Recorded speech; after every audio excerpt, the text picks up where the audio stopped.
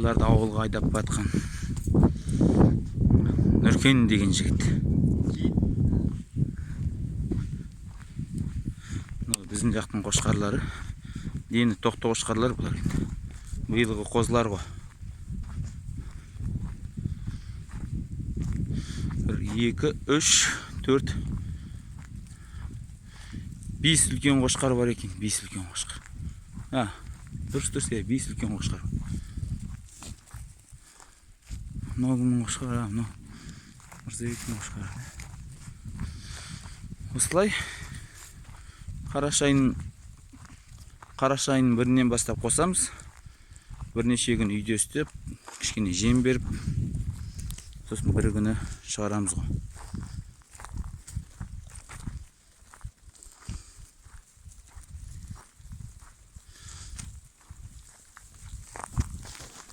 Мынау сол қошқар бағатын жер міне. Анау күнмен қуат алатын панельдер ғой. Күннен қуат алып.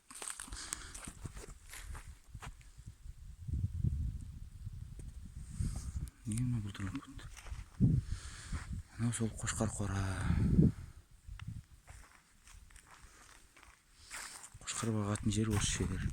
Мынау жерде алдымызда өзен бар. Бірақ өкінішке орай ол өзен ішіне су келмей құрғап қалды.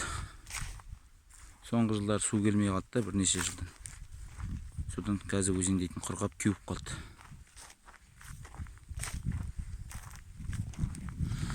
Бұлайша негізі бұл бұрын бақша еккен бұл жерлерге. Мына жерлерге бақша екті. Мына жерлерге де бақша екті. Бақша еккен Мұқыр деген өзен. Су толып тұратын өзен болды бұрын.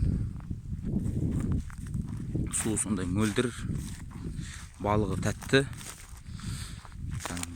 ірі, сондай өзен болды, Мұқыр өзен деген. Осыдан бір 4-5 шақырым жерден анандай Мұқыр деген ауыл бар, сол жерден бітетін өзен.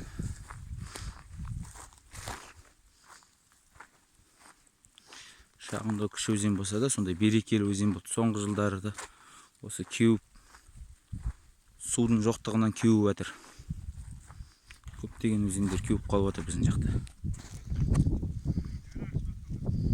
Біздің жақтың мәселесі негізінде су болып тұр ғой.